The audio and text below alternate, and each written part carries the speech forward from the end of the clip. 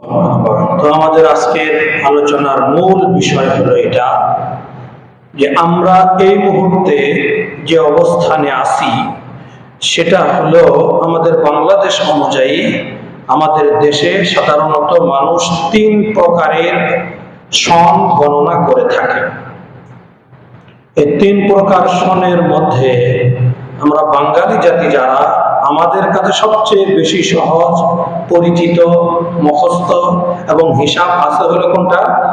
ইংরেজি সন, যেটা হলো আজকে 2025 সালের জুন মাসের কয় তারিখ? 27 তারিখ। আরেকটা আছে যেটা হলো আমাদের জাতীয়ভাবে আমাদের হিসাব থাকা দরকার, যেহেতু আমরা বাঙালি জাতি, সেটা হলো বাংলা সন। ওটা হয়তো সনটা কত চলে সেটাও জিজ্ঞাসা করলে অনেকে বলতে পারবো না। সেটা কত চলে?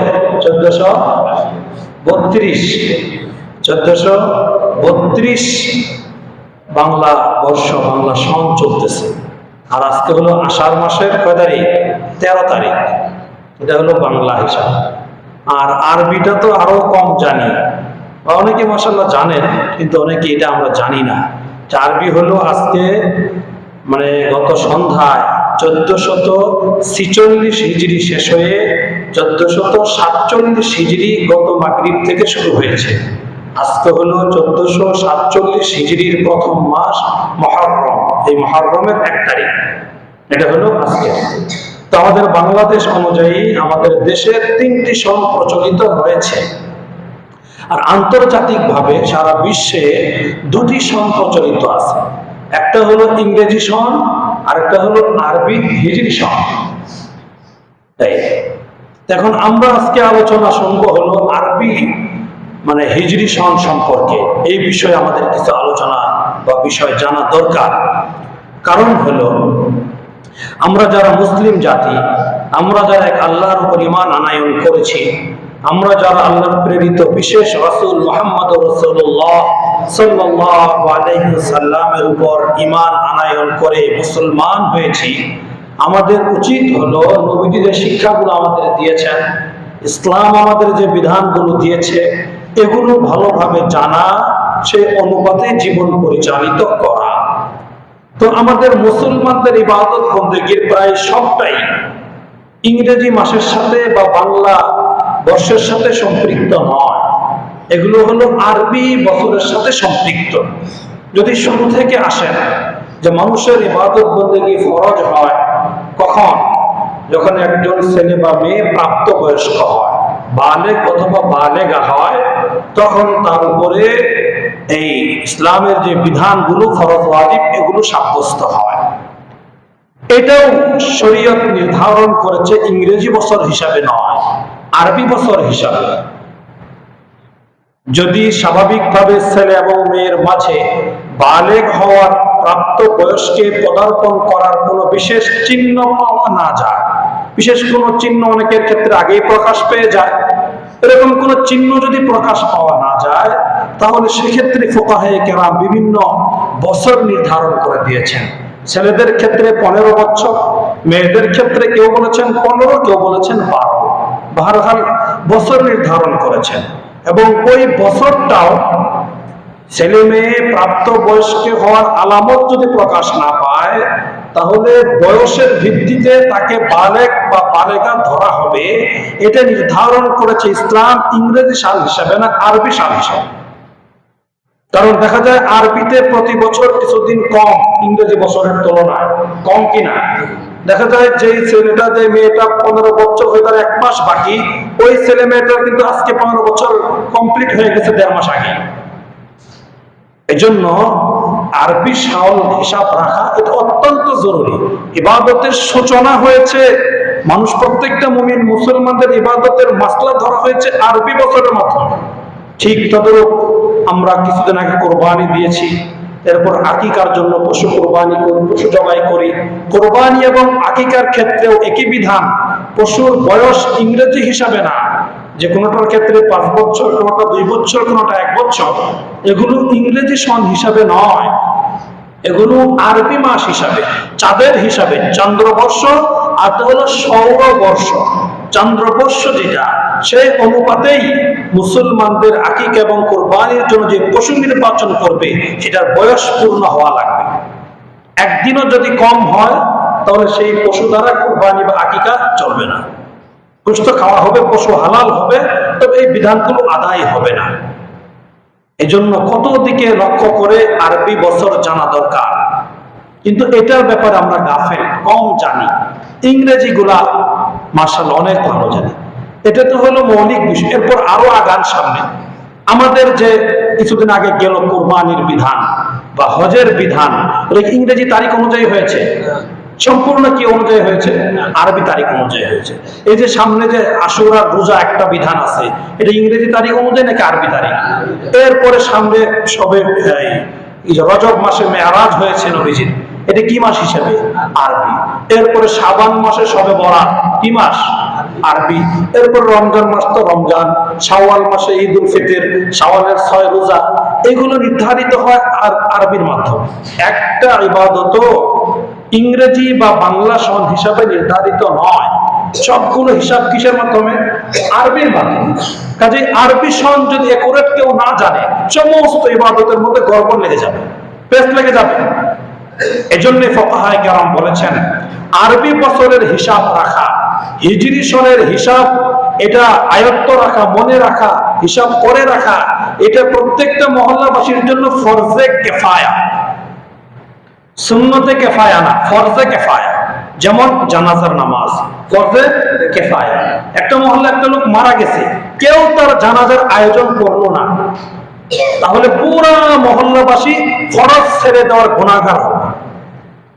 ঠিক তদ্রূপ আরবি শিক্ষা, আরবি বর্ষের হিজরি সন যদি কেউ গণনা না রাখে, পুরো মহল্লা কেউ জানে না, না মাসের নামের গণনা হিসাব আছে, না 3 তারিখের হিসাব আছে, কোনো হিসাব, তাহলে পুরা মহল্লাবাসী তো ফরজে কিফায়া ছেড়ে দেওয়ার মতো বড় ধরনের গুনাহগার সাব্যস্ত হবে। তাহলে কতটা গুরুত্বপূর্ণ আরবি বর্ষ জানা, এই জন্য এটা অত্যন্ত জরুরি জিনিস, এটা জানতে হবে। আল্লাহু আকবার।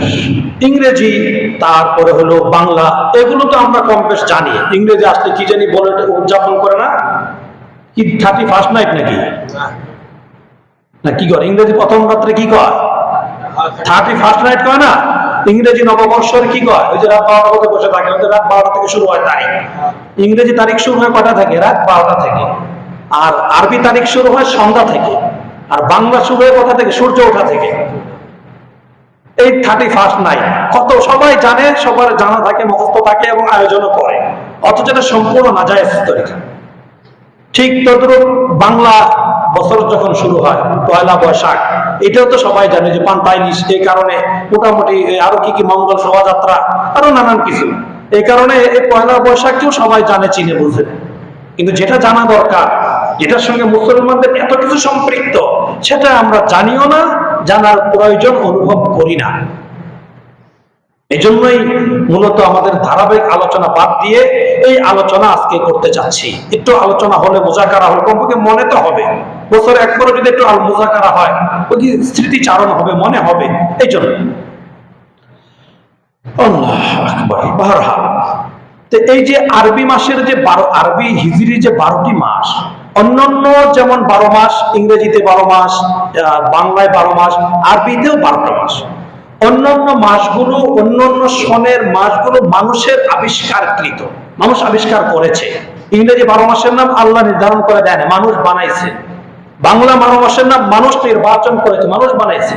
কিন্তু আরবি যে 12টা মাসের নাম, এগুলো আল্লাহ তাআলা নিজে নামগুলো নির্বাচন করে সর্বপ্রথম হযরত আদম আলাইহিস সালাতু ওয়াস সালামকে জান্নাতে শিক্ষা দিয়েছেন। সুবহানাল্লাহ। ওয়া আল্লামা আদামাল আসমা কুল্লাহা, কোরআনের আয়াত।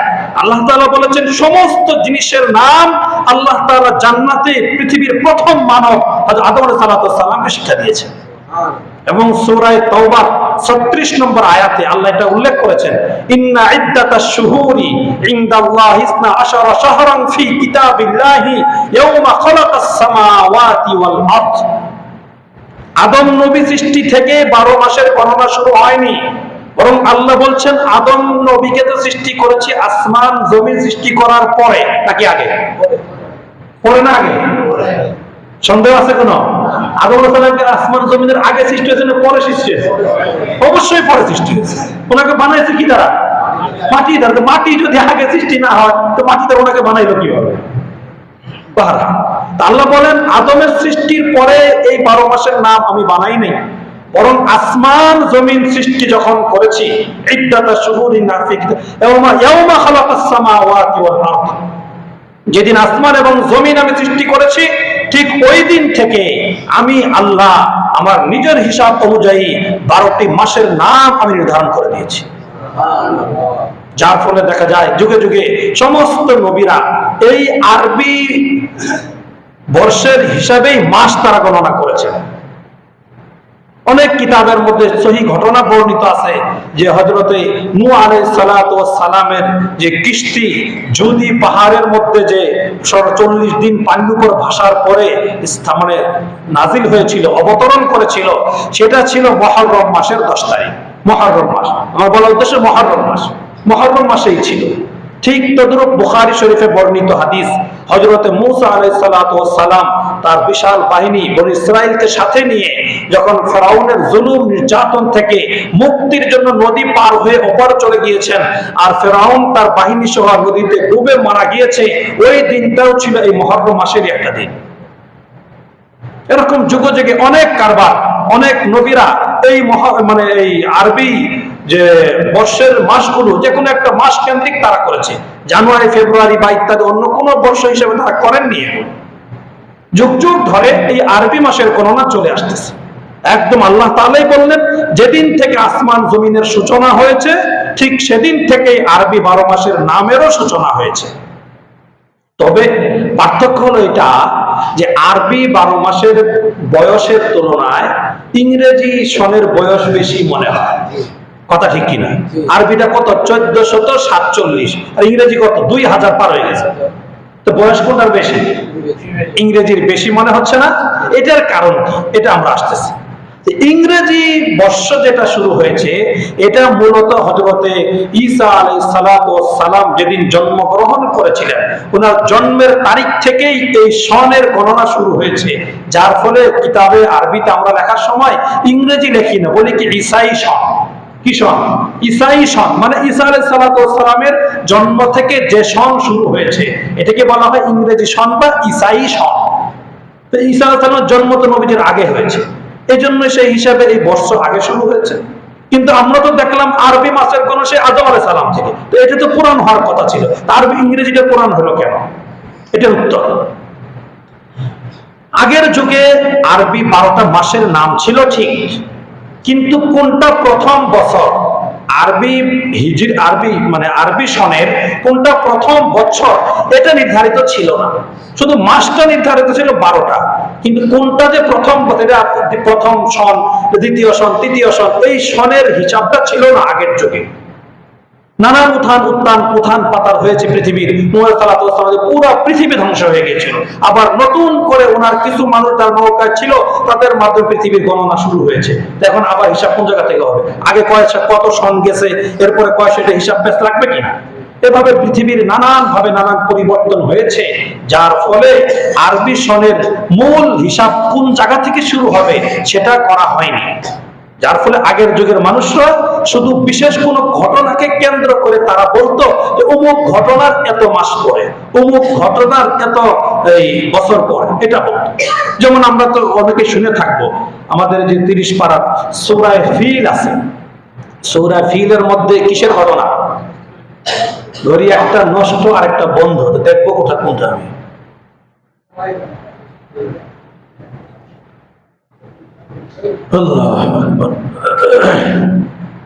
বলতেছিলাম যে কি জানি বলতেছিলাম, হস্তি বাহিনীর কাহিনী, যে বিশেষ যে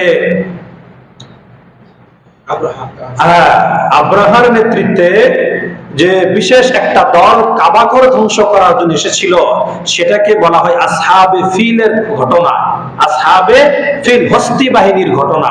ওটা একটা বিশেষ ঘটনা, অনেক বড় ধরনের একটা ঘটনা ঘটেছে আরবে।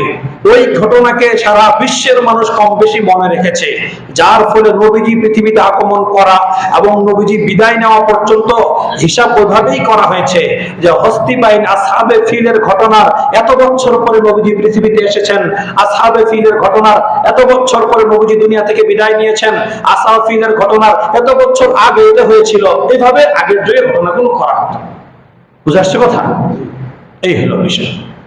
পরবর্তীতে যখন আমাদের নবীজি পৃথিবীতে আগমন করলেন, আমাদের নবীজির নবুয়ত লাভ করলেন, এরপরে নবীজি দুনিয়া থেকে বিদায় নিলেন, এরপরে হযরত আবু বকর সিদ্দিক রাদিয়াল্লাহু তাআলা আনহুর খেলাফত কাল শুরু হলো, এরপর তিনিও দুনিয়া থেকে বিদায় নিলেন। এরপরে জাদ্রের যে খলিফা, নাম কি? ওমর ইবনুল খাত্তাব আমিরুল মুমিনিন হযরত ওমর রাদিয়াল্লাহু তাআলা আনহুর খেলাফত কাল যখন শুরু হলো, তিনি দীর্ঘদিন শাসন কার্য পরিচালনা করেছেন।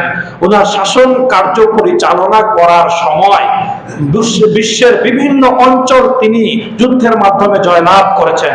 রোম পারস্য অনেক বড় বড় এলাকা তার হাতে বিজিত হয়েছে, মুসলমানদের শাসনের আওতাভুক্ত হয়েছে। ঠিক ওই সময় বিভিন্ন অঞ্চলে আমিরুল মুমিনিনের পক্ষ থেকে বিভিন্ন গভর্নর নিযুক্ত করা হতো, এলাকা পরিচালক নিযুক্ত করা হতো।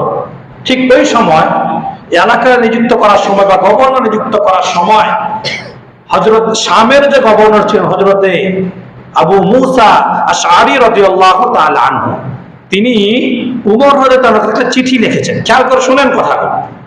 উমর রাদিয়াল্লাহু তাআলা আনহুর কাছে একটা চিঠি লিখেছেন। চিঠি লেখার পরে তিনি বলছেন, হে আমিরুল মুমিনিন, আপনার পক্ষ থেকে রাষ্ট্রীয় বিভিন্ন ফরমান জারি করা হয়। এই ফরমানগুলো লিখিত আকারে আমাদের বিভিন্ন প্রদেশগুলোতে প্রেরণ করা হয়, কিন্তু সেখানে কোনো দিন তারিখ এবং সন, শুধু মাসের নাম আর বার লেখা থাকে, কিন্তু কোনো সন লেখা থাকে না। নিজস্ব কোনো সন লেখা না থাকার কারণে আমাদের হিসাবে গরমিল হয়ে যায়, আমাদের অনেক কিছু এলোমেলো হয়ে যায়। কাজে আমাদের জন্য যদি কোনো একটা বর্ষপঞ্জি নির্ধারণ করা হতো, একটা পঞ্জিকা তৈরি করা হতো, তাহলে আমাদের এই হিসাবগুলো, রাষ্ট্রীয় ফরমানগুলো যথাসময়ে বাস্তবায়ন করা সহজ হতো। ওনার এই প্রস্তাব, ওনার এই চিঠি উমর রাদিয়াল্লাহু আনহু খুব গুরুত্ব সহকারে নিয়েছেন, খুব যুক্তিসঙ্গত মনে করেছেন। এজন্য তিনি সকল সাহাবায়ে কেরামকে সাথে নিয়ে পরামর্শ বসেছেন। হ্যাঁ, কথা তো যুক্তিসঙ্গত, আমাদের তো এখন এলাকা অনেক বড় হয়েছে। আগে শুধু মক্কা মদিনায় ছিল, যার ফলে খবর পাঠালেই হয়ে যেত। এখন তো অনেক দূর দূর পর্যন্ত ইসলামের হাওয়া ছড়িয়ে গিয়েছে। কাজে এখানে যদি কোনো আমাদের সন নির্ধারিত না থাকে, তাহলে এলোমেলো হওয়ারই কথা। কাজেই আমাদের একটা পঞ্জিকা নির্ধারণ করা চাই, পরামর্শ দাও। কেউ কেউ পরামর্শ দিয়েছে রোম পারস্য বা অন্যান্য বিধর্মী রাষ্ট্ররা যে পঞ্জিকা ব্যবহার করে, ইসরাঈলী পঞ্জিকা, সেটা আমাদের জন্য নির্ধারণ করা হোক। আবার কেউ কেউ বলেছেন না, আমরা তাদেরটা কেন করব, আমরা স্বয়ং সম্পূর্ণ, আমরা স্বাধীন, আমরা মুসলিম, আমরা আল্লাহ তাআলার পক্ষ থেকে একটা বিশেষ বান্দা, আমরা কাজে আমরা আমাদের জন্য বিশেষ কোন বর্ষ পঞ্জিকা নির্ধারণ করব। এটাই সিদ্ধান্ত চূড়ান্ত হলো যে আমরা অন্য কোন ধর্মের বর্ষ পঞ্জিকা ব্যবহার করব না, বরং আমাদের জন্য স্পেশাল কোন বর্ষ পঞ্জিকা আমরা ব্যবহার করব। এবার বর্ষ পঞ্জিকা ব্যবহার করা হবে, তার মানে 12টি আরবি মাস ব্যবহার করা হবে। এই 12টি আরবি মাসের মধ্য থেকে এখন সূচনা হবে কোনটাকে এই আরবি বছরের প্রথম সন ধরা হবে, আরবি বছরের প্রথম সন ধরা হবে। এটা নিয়ে আবার লম্বা পরামর্শ চলছে। কেউ কেউ পরামর্শ দিয়েছেন খ্রিস্টানরা যেহেতু হযরত ঈসা আলাইহিস সালাতু ওয়াস সালামকে জন্মকে কেন্দ্র করে তার জন্মের তারিখ থেকে ঈসাই সন তথা ইংরেজি সন তারা নির্ধারণ করেছে, কাজেই আমরা আমাদের প্রিয় নবী মুহাম্মদুর রাসূলুল্লাহ সাল্লাল্লাহু আলাইহি ওয়াসাল্লামের জন্মকে কেন্দ্র করে ওই জন্মের বছরটি আমরা কি ধরি, আমাদের আরবি বছরের প্রথম সাল হিসাবে গণনা করি। আচ্ছা, আবার কেউ কেউ পরামর্শ দিতেছেন না, নবীজি যেদিন নবুয়ত লাভ করেছেন 40 বছর বয়সে, যে বছর নবীজি নবুয়ত লাভ করেছেন ওই দিন থেকে আমরা আমাদের আরবি বছরের গণনা শুরু করে দিই। এটাও মঞ্জুর হলো না, অনেকেই এদের বিরোধিতা করেছেন। নানান প্রেক্ষাপট তৈরি হয়েছে, কারণ নবীজির জীবনে এমন এমন কিছু প্রেক্ষাপট তৈরি হয়েছে, প্রত্যেকটা প্রেক্ষাপট অনেক স্মরণীয়, অনেক গুরুত্বপূর্ণ, অনেক অর্থবহ। কোনোটা থেকে কমাবার নয়। নবীজির জন্ম সময় পৃথিবীতে কত কিছু হয়েছে, আমরা বিভিন্ন সময় শুনেছি। নবীজির নবুয়তের কারণে পৃথিবীতে কত পরিবর্তন এসেছে। এরপরে নবীজি যখন হিজরত করে মক্কা থেকে মদিনায় চলে আসলেন, এটাকে কেন্দ্র করে কত কিছু হয়েছে। এরপরে হিজরতের কিছুদিন পর যখন নবীজি আবার রাজার বেশে, বিনয়ী বেশে মক্কা বিজয় করে ফাতেহ মক্কা হলো, এটা একটা কত স্মরণীয় বিষয়। তায়েফের ময়দান থেকে কত নিপীড়িত হয়ে এসেছেন, এটাও কত একটা স্মরণীয় বিষয়।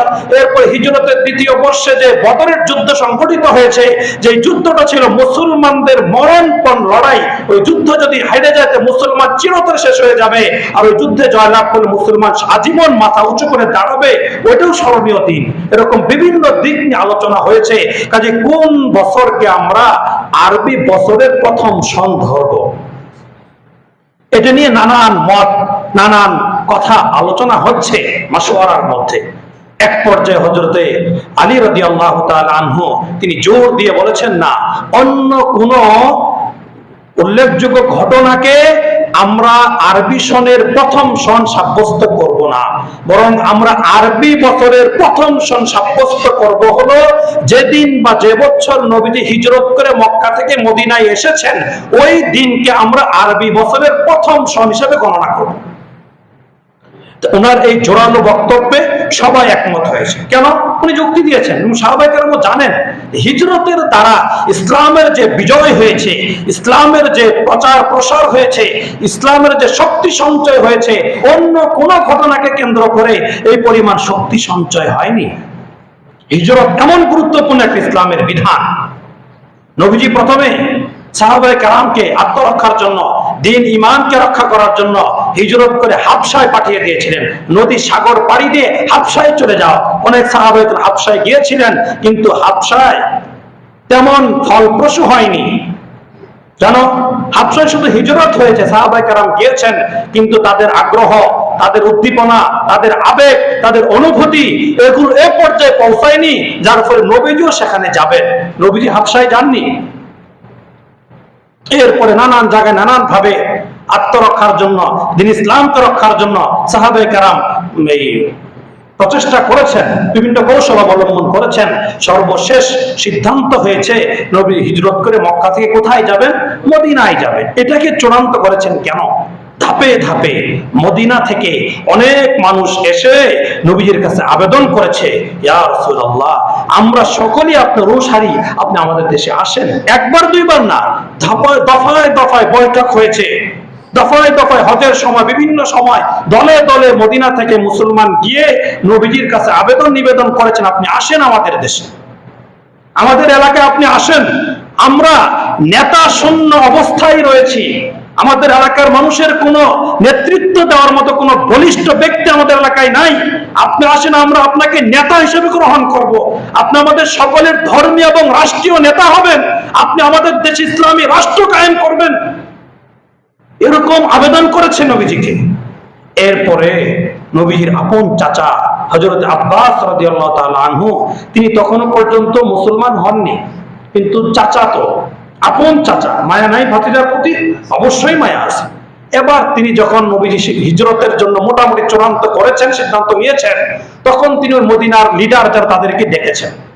ডাকার পরে তাদেরকে বলেছেন, আচ্ছা এবার তোমরা সত্যি করে বলো, আমার ভাতিজা তো তোমরা জানো, আমার ভাতিজা মক্কায় অনেক কষ্টে আছে, অনেক টেনশনে আছে, অনেক অসুবিধার মধ্যে আছে, এবং তোমরা কি বলো, যদি আমার ভাতিজা মক্কা থেকে তোমাদের কাছে যায়, তোমরা কতটা তাকে নিরাপত্তা দিতে পারবে, কতটা তাকে সহযোগিতা করতে পারবে, কতটা তাকে আপন করে নিতে পারবে, এগুলো আগে আমার সাথে চূড়ান্ত করো, তবেই আমি আমার ভাতিজাকে অনুমতি দিব।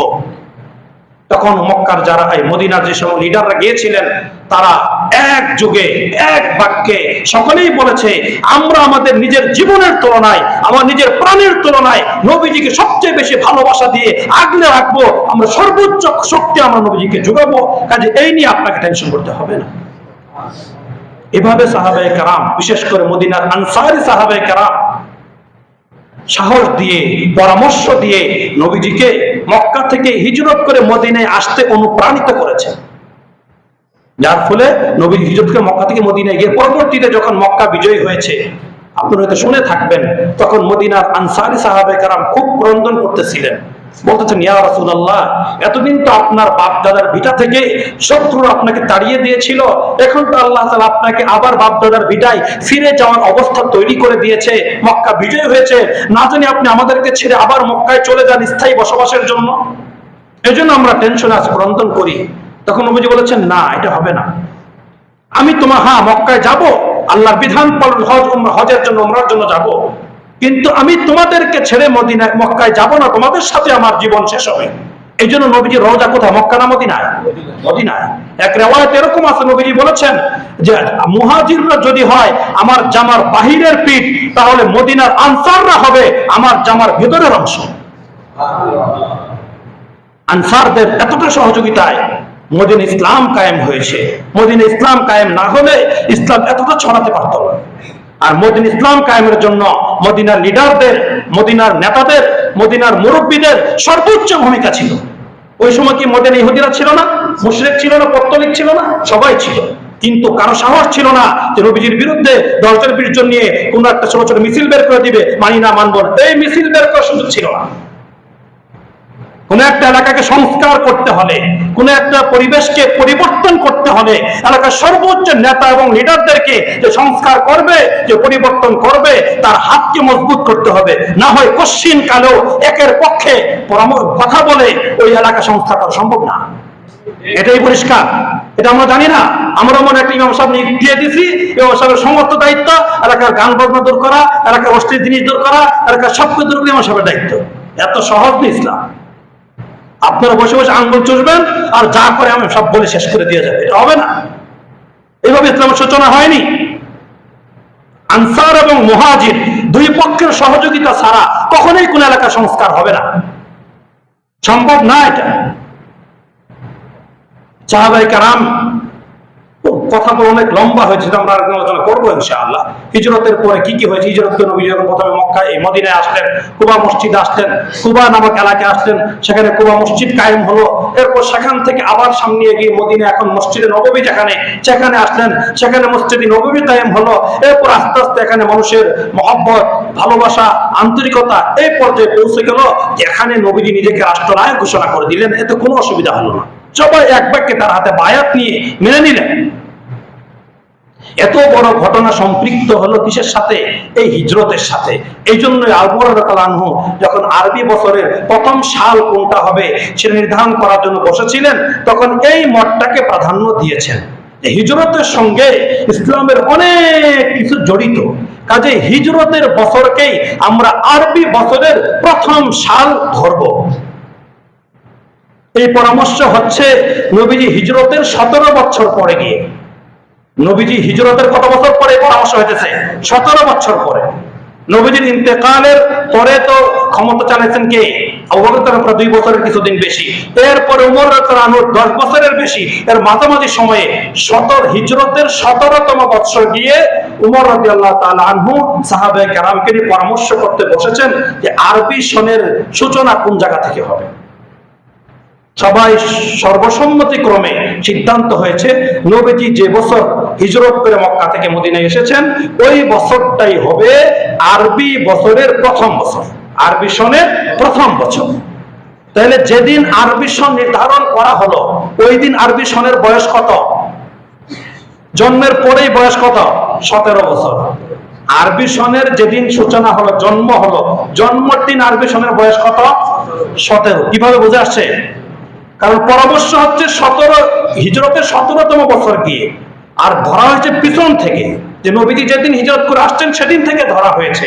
তাহলে যেদিন আরবি বছর আরবি সনের প্রথম তারিখ ধরা হলো সেটা হলো হিজরতের তারিখ, আর এদের পরামর্শ সিদ্ধান্ত হলো কবে? হিজরতের 17তম বছরে। তাহলে যেদিন আলোচনা হচ্ছে সেদিন হিজরি সনের বয়স কত হলো? 17 বছর। বুঝে আসছে কথা? এইভাবে 17 বছর, এইভাব থেকে আরবি সনের গণনা শুরু হয়েছে। আরবি সনের গণনা এই জায়গা থেকে শুরু হয়েছে। দেখেন, এই জন্য আমরা যে বলি 1447 হিজরির প্রথম মাস আজকে। তা বোঝা গেল আজকে থেকে 1447 হিজরির আগে নবীজি মক্কা থেকে মদিনায় হিজরত করে এসেছিলেন। এটাই রাইট, এটাই চূড়ান্ত। বুঝা আসছে কথা? এভাবে এটা নির্ধারণ করা হয়। এবার আসলো আরবি মাস তো 12টা, প্রথম মাস কোনটা ধরা হবে? প্রথম, আর আল্লাহ তাআলা তো নির্ধারণ করে দেননি এটা প্রথম মাস। নবীজি নির্ধারণ, নবীজির সময় তো বছরের প্রথম তারিখই নির্ধারণ করা হয় নাই। এখন উমরের জন্য যুগে এসে নির্ধারণ করা হচ্ছে যে আরবি সনের 12 মাসের মধ্যে প্রথম মাস কোনটা ধরা হবে। কেউ প্রস্তাব দিল রমজান মাসকে ধরা হোক। কেন? রমজান মাসে যেহেতু কোরআন নাজিল হয়েছে, কাজে রমজান মাসকে আরবি বছরের কি ধরা, প্রথম মাস ধরা হোক। কেউ কেউ বলেছেন না, যেহেতু রবিউল আউয়াল মাসে আমাদের নবীজি দুনিয়াতে আগমন করেছেন, কাজে এই রবিউল আউয়াল মাসকেই নবীজি বলে আরবি বছরের প্রথম মাস নির্ধারণ করা হোক। এভাবে নানানজন নানান পরামর্শ দিয়েছেন, একটাও প্রাধান্য পায়নি। প্রাধান্য পেয়েছে মহররমটা। মহররম হবে আরবি 12 মাসের মধ্যে প্রথম মাস। কিভাবে নির্ধারিত হলো এটা? যুক্তি হলো যে হজের যে বিধান, এটা তো সারা বছর না। হজের বিধানটা বছরে একবার, এবং সেটা কি মাসে? জিলহজ মাসেই হবে, অন্য কোনো মাসে হবে না। সাল যেটাই হোক, জিলহজ মাসেই হবে, বছরে একবার হবে। এবং ইসলামের 5 স্তম্ভের সবচেয়ে সর্বশেষ বিধান হলো কোনটা? হজের। তার মানে হজ মানে কি? শেষ। ইসলামের 5 স্তম্ভের একটা শেষ পর্যায়ে, ঠিক আছে না? এই যে অনেকেই পরামর্শ করেন যেহেতু ইসলামের 5 স্তম্ভের শেষটা হলো হজ, কাজে হজ যেহেতু জিলহজ মাসে শেষ হয়, কাজে জিলহজ মাসের হজ শেষ করে মানুষ ঘরে ফিরতে ফিরতে মুহররম শুরু হয়ে যাবে। তখন নিজ নিজ দেশে গিয়ে, নিজ নিজ এলাকায় গিয়ে নতুন উদ্যমে, নতুন প্ল্যানে, নতুন কার্যক্রম শুরু করবে। কাজে মুহররমকে প্রথম মাস ধরা হবে। বুঝা আসছে কথা? এটা একটা যুক্তি।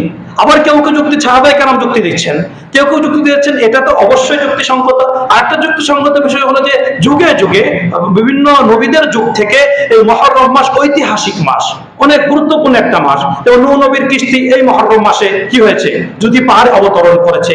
এরপর মুসা আলাইহিস সালামের উম্মত ফেরাউনের কবল থেকে এই মাসে মুক্তি পেয়েছে, মুহররম মাসে। আরো নানান ঘটনা সম্পৃক্ত হওয়ার কারণে কাজে মুহররম মাসটাকে কি করা হোক, হিজরি সনের প্রথম মাস নির্ধারণ করা হোক। এছাড়া কোরআনের মধ্যে সূরা তাওবার 36 নম্বর আয়াতে আল্লাহ তাআলা যে বলেছেন মিনহা আরবাআতুন হুরুম, তার মধ্য থেকে 4টি মাস অনেক গুরুত্বপূর্ণ।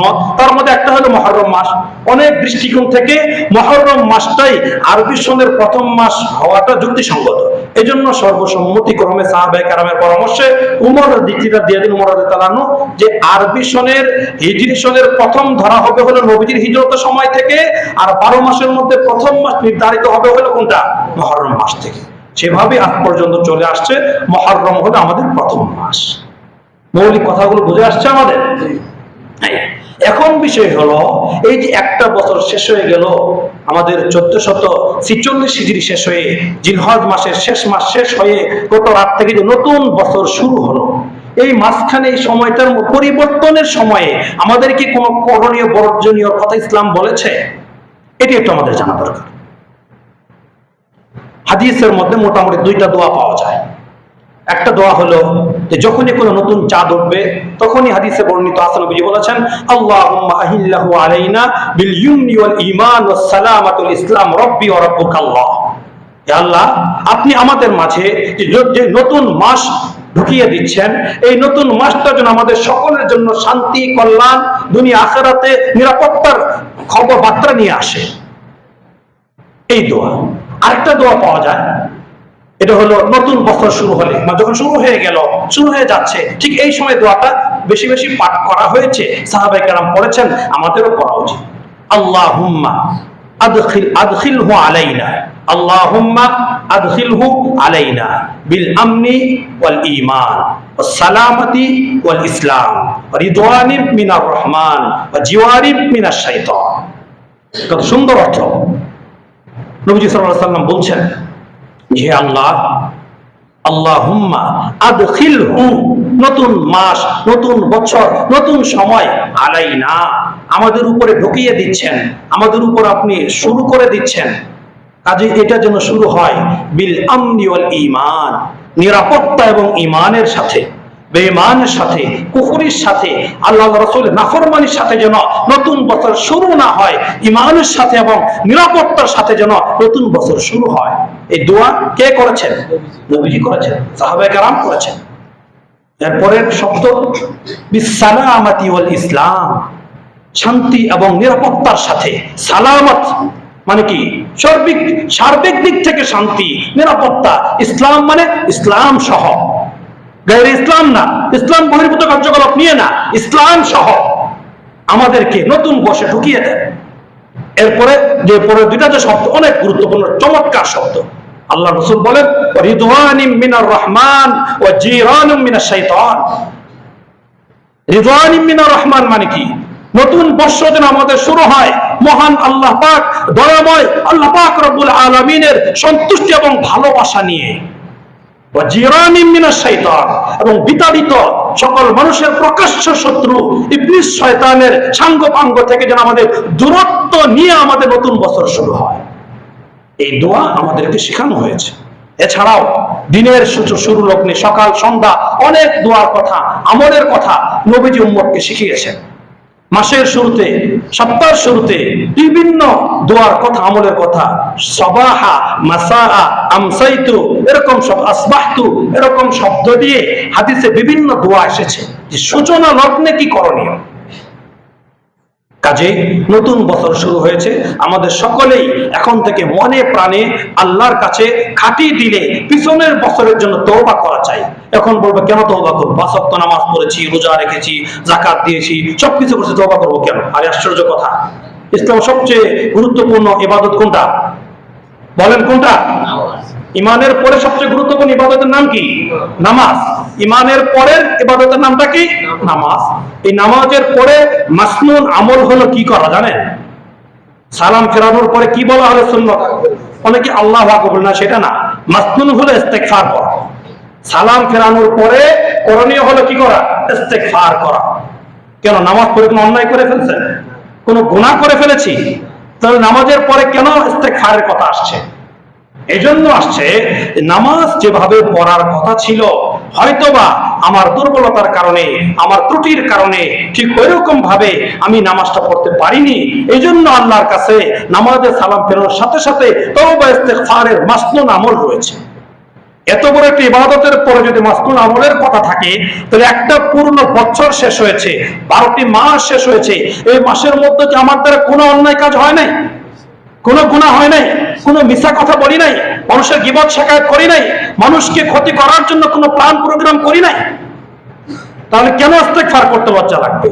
এজন্য যখন একটা বছর শেষ হয় তখন সকলকে মানে একাগ্র চিত্তে সম্মিলিত ভাবে হোক, ব্যক্তিগত ভাবে হোক, খুব খাঁটি দিলে আল্লাহর কাছে তওবা ইস্তেগফার করা চাই। আল্লাহ, বিগত বছরে যত অন্যায় করেছি, যত চুরি করেছি, যত সুদ খেয়েছি, যত ঘুষ খেয়েছি, যত ডাকাতি করেছি, যত চাঁদাবাজি করেছি, যত মানুষের হক নষ্ট করেছি, যত মানুষের ক্ষতি করেছি, যত রকম অন্যায় হতে পারে, সমস্ত অন্যায় থেকে এই বছরের শেষ পর্যায়ে এসে আপনার কাছে খাঁটি দিলে ক্ষমা চাচ্ছি, আপনি আমাদেরকে ক্ষমা করে দেন। এই তওবা ইস্তেগফার মনে মনে রেখে আল্লাহর কাছে ক্ষমা চাইতে হবে এবং নতুন বছরের জন্য আল্লাহর কাছে ভরপুর দোয়া করতে হবে এবং সংকল্প করতে হবে, বিগত বছরে যে অন্যায়গুলো আমি করেছি, এই সামনের বছরে যেন ওই একটা অন্যায়ও আমার দ্বারা সংগঠিত না হয়। সর্বোচ্চ সতর্ক থাকা এবং চেষ্টা করা, আল্লাহর কাছে বলা, রব্বানা আতিনা ফিদ দুনিয়া হাসানা ওয়া ফিল আখিরাতি হাসানা ওয়া কিনা আযাবান নার। খালি দুনিয়া সুন্দর করে দাও, আমাদের বাংলাদেশ ভালো, এই দোয়া না। আল্লাহ শুধু দুনিয়ার চাও দোয়া শিখান নাই, আল্লাহ দুটোটাই শিখাইছেন। কি কি শিখেছেন? রব্বানা আতিনা ফিদ দুনিয়া হাসানা মানে কি? আল্লাহ এই দুনিয়াতে আমাদেরকে কল্যাণময় জীবন দান করো, অফিল আখিরাতি হাসানা, আখিরাতে আমার জন্য কল্যাণকর জীবন দান করো, আর সর্বশেষ আমাদের সকলের চাওয়া পাওয়া হলো ওয়াকিনা আযাবান নার, আমাদের সকলকে এক যুগে জাহান্নাম থেকে মুক্তি দান করো। নতুন বর্ষে এই দোয়াটা আমরা বেশি বেশি আল্লাহর কাছে করব এবং আল্লাহর কাছে মনে মনে সংকল্প করব, আল্লাহ এই বছরে যেন আমার দ্বারা কোনো অন্যায় না হয়, কোনো গুনাহ না হয়, কোনো মানে পাপাচারে লিপ্ত না হই। আল্লাহ আমাকে আপনি হেফাজত করেন, নিরাপদে রাখেন। এই চেষ্টা দোয়া করে আমাদের নতুন বছর শুরু করা চাই। আল্লাহ তাআলা আমাদেরকে কথাগুলো বুঝে আমল করার তৌফিক দান করেন। সকলেই বলে আমিন। ওয়া আখিরু দাওয়ানা আলহামদুলিল্লাহি রাব্বিল আলামিন। সুন্নাত পড়ি না, কবরের মুচাফাকা সুন্নাত পড়ি।